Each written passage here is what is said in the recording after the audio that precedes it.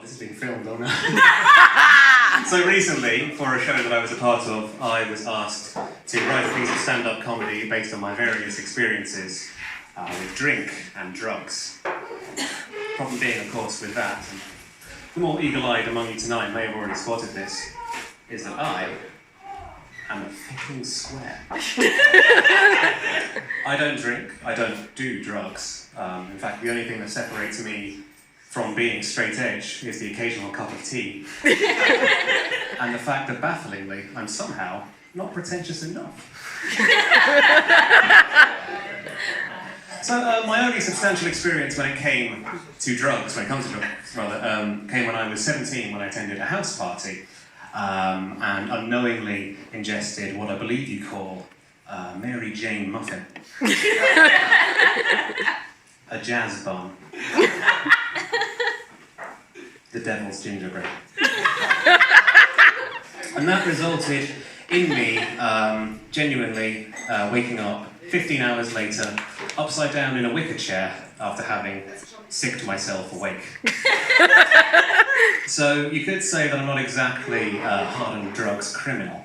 But what I am, however, is a man who values professionalism above all else. And I couldn't think of anything that would have been less professional to get up on that stage in front of all those people, and indeed in front of all you here tonight, and having nothing at all to say.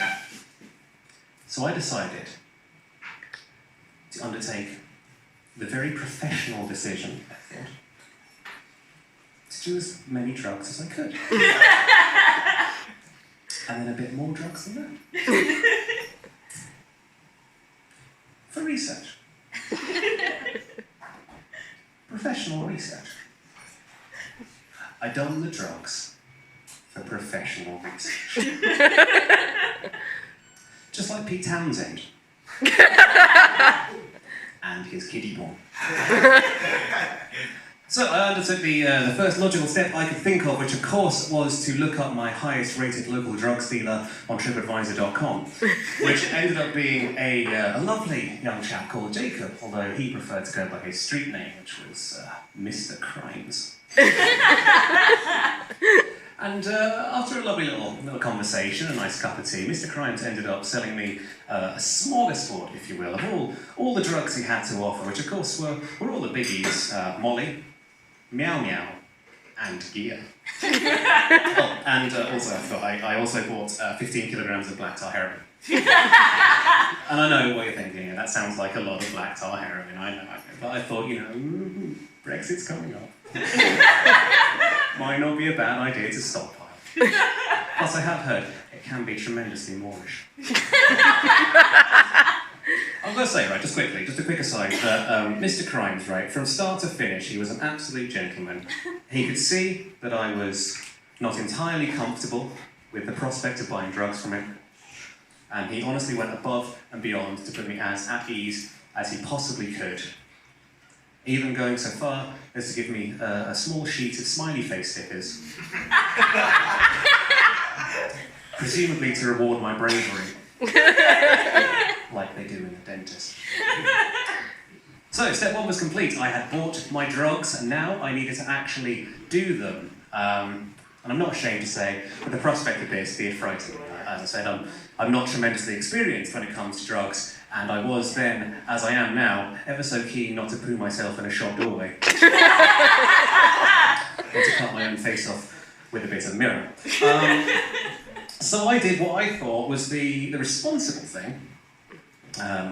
Undertook the responsible decision to do these drugs in the environment in which I felt the most safe. And the environment in which I felt the most safe, and I assume this is the same for you all, is approximately 3.5 minutes into any episode of The Great British Bake Off. So I pulled up an episode on All 4, and I sat down with my little selection board of cheese, nibbles, and Class A narcotics. And I just followed in, I had a great time. I do have to say, right, now I've done these drugs, I don't really understand what the hype is about them. So honestly, like, particularly with heroin, it did nothing for me, and frankly, it tasted awful. It's the only joke in the set. It's not. There's another one coming up in about 4.5 minutes. You'll get it. You'll like it. You'll like it. It's good. So I was feeling quite disheartened, actually, that the drugs weren't having as big an effect on me as I wanted, which I didn't expect to feel that way. Until about halfway through the technical challenge, Henry's maids of honour weren't rising. It was a fucking disaster. And all of a sudden I noticed, typically, right, and I might be wrong about this, so please feel free to correct me if I am, but typically, Paul Hollywood isn't usually 350 feet tall. Nor is he typically, and again, I might be wrong, is he usually made from several much smaller Paul Hollywoods interwoven together in a sort of impossibly interlocking non-Euclidean pattern. And I watched this tall Paul Hollywood surveilling his kingdom of tent and countryside for what felt like a year, until finally, all of a sudden, his head fell back and his jaw dropped open, and from his eyes and mouth shot the most brilliantly blinding white light I have ever seen in my life. And within it, I witnessed dancing modular forms and elliptic curves, infinite fire, gliding, cascading in an infinite wheel, and I was awed. I threw my hands to the sky and I shouted out to the heavens, "Benevolent bread god! Tell me the true nature of my reality!"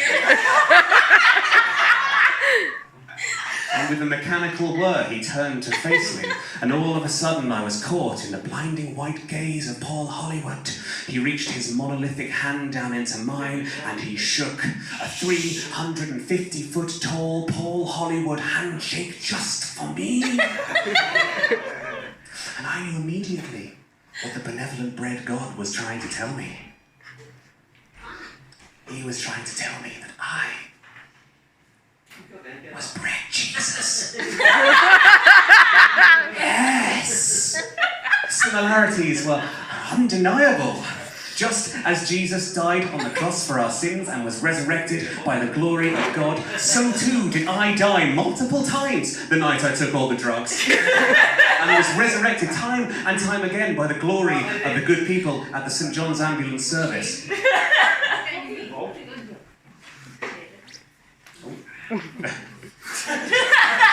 It does seem a shame to break the flow, doesn't it?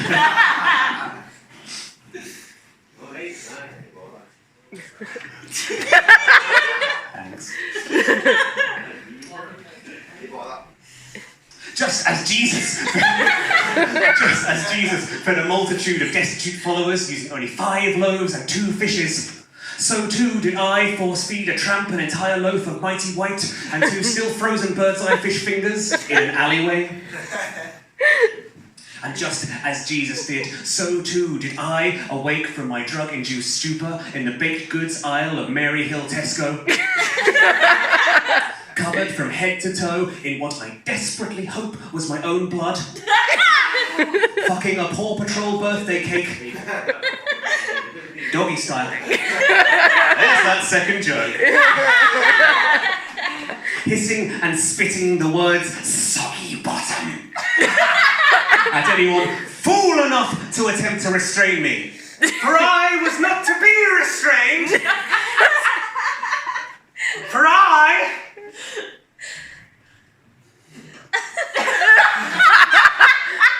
was bread Jesus.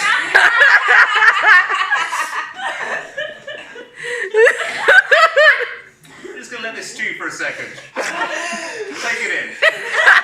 Oh, yeah. Anyway, those are my experiences with drugs. Overall, I give them a 5 out of 10. Probably won't do them again. Bye.